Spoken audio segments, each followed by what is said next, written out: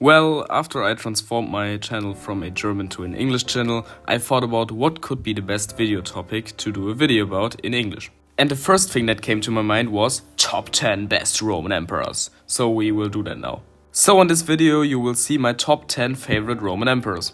A quick note before we start, there are no Eastern Roman emperors on this list, but there are Western Roman emperors on this list, so don't be confused because there will be one Western Roman emperor on this top 10 list. And please consider subscribing to this new channel. I make history content, especially about Rome, but also other topics like American history. If you have any future video ideas, let me know in the comments and please like this video. Back to the video. Number 10, Diocletian. To be honest, Diocletian was kind of a failure. But I also think the Tetrarchy was one of the best ideas a Roman emperor ever had. As long as Diocletian was in his position, everything worked very well. However, after he stepped down, things broke down very quickly. At the end, let's be honest, the major reason for the fall of the Tetrarchy was Constantine the Great because he wanted power and he didn't got it. Diocletian also revalued coins a bit, which helped the empire's finances at least for some time.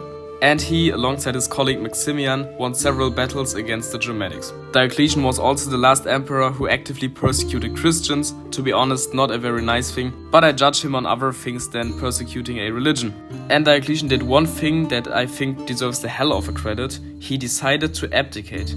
He stepped down peacefully and went to a palace where he lived in his last years of his life. I can respect that fully.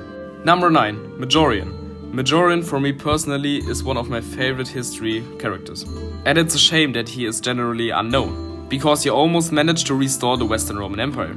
Yes, I'm serious, he almost managed to restore the Western Roman Emperor in 457 AD. He won victories against the Visigoths, the Burgundians and the Suebians. But his only major fail was the failed expedition to reconquer Vandal Africa. The Vandal king Gaiseric hired traitors who burned the Roman fleet, and Majorian could do absolutely nothing. Ultimately, he was assassinated in 461 because the Magister Militum Ricimer thought he was simply too active. Majorian could have been a second Aurelian, Restitutor Orbis, but he didn't become one. His death shows that in the late Roman Empire you were punished for simply doing too much. But he is, for me, still a hero emperor, and I think he deserves the 9th place very well. Number 8, Vespasian. Vespasian was a very powerful general who revolted in the year of the 4 emperors against the Emperor Vitellius. The situation in the year 96 was very strange because the emperor hadn't faced a civil war since decades. And yes, I say it this way because, especially in the late Roman Empire, the Roman Empire was constantly at civil war. Constantly. Anyway, back to Vespasian. Vespasian came out victorious out of the year of the 4 emperors. In his 10-year reign, he established his legitimacy by building up a dynasty. And he started building one of the most magnificent buildings of Rome, the Colosseum, also called the Flavian Amphitheater. But it wasn't finished until his son Titus took the throne in 79 AD. Regardless, I give him the credit for building this impressive structure. And that's pretty much it. There's not a lot more to say about Vespasian because he was constantly consolidating his power and he was building up a dynasty upon his younger son Titus and his other son Domitian. Overall, a pretty good emperor. Number 7, Claudius. Claudius was bullied constantly in his childhood because he had some disabilities, most significantly his stuttering voice. But after Emperor Caligula was assassinated in 41 AD, the Praetorian Guard had pretty much no other choice than making Claudius emperor.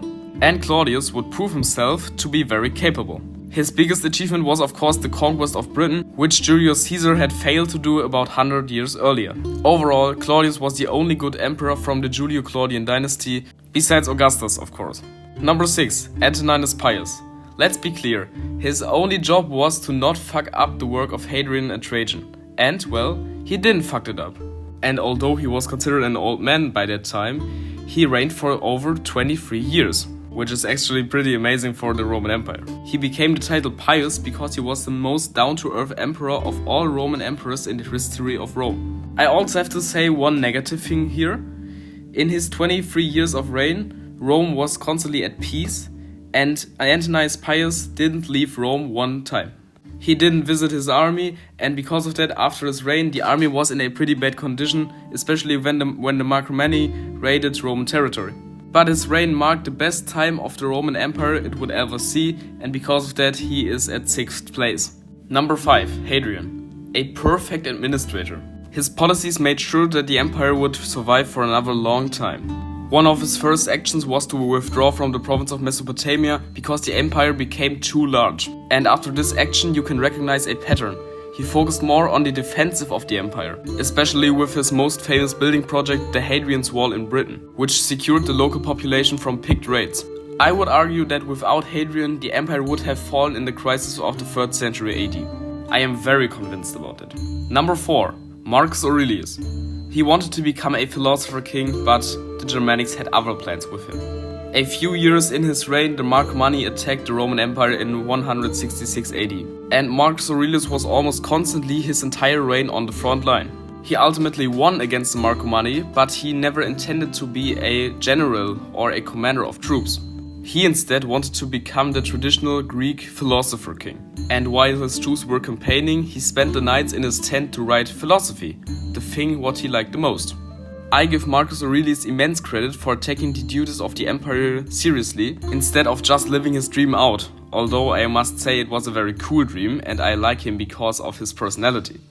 Overall, Marcus Aurelius was a great emperor. He defended the boundaries of the Roman Empire and continued consolidating the power of the empire, one thing that would help the Roman Empire later in the crisis of the 3rd century. Number 3. Aurelian.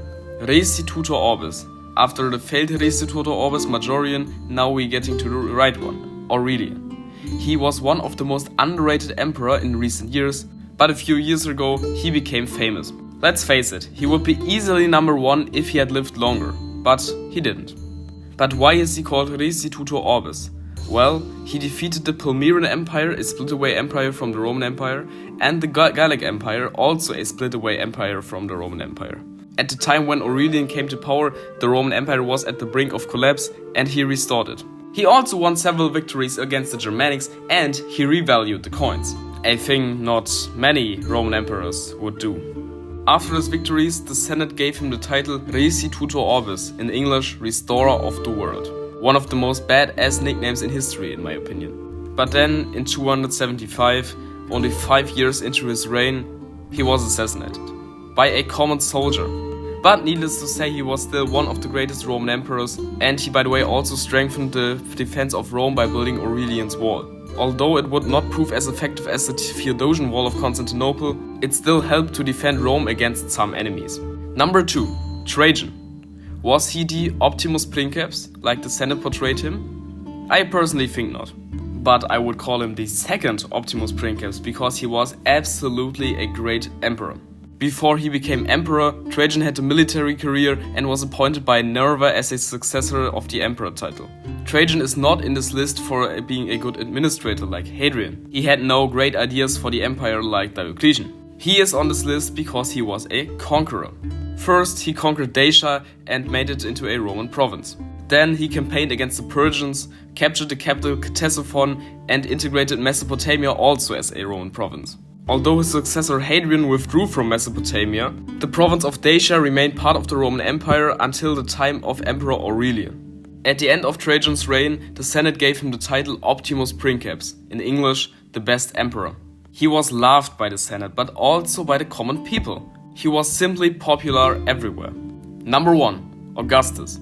In my opinion, he is the Optimus Princeps. After the Republic broke into chaos, Augustus founded a new political system for the Romans, the Roman Empire. And it was a great idea because the empire simply had grown too large for a republic. It sounds like an easy way, but he had a big problem. After the last king of Rome, Lucius Tarquinius Superbus, was banned from Rome in 509 AD, the Romans were scared of absolute monarchs. Because of that fact, Augustus went to the Senate and said, "Look, I'm not a king, I'm the Princeps, which means the first of the Senate." So officially, he was not a dictator, although technically he absolutely was, and all 13 legions of the Roman Empire were under his command. However, under Augustus, the Roman Empire expanded drastically, making him the emperor who saw the most territorial gains of anyone. And he also had the longest reign of any Western Roman emperor, 41 years. And yeah, I said Western Roman Emperor because in the Eastern Roman Empire, Basil II holds the lead with 49 years. Augustus was just the perfect politician, the perfect emperor, the perfect Roman. Without him, I think the Roman Empire wouldn't have become so great as it became in our timeline. And that's it for this video. Please consider liking and subscribing so you won't miss any future content about the Roman Empire and other history topics. See you!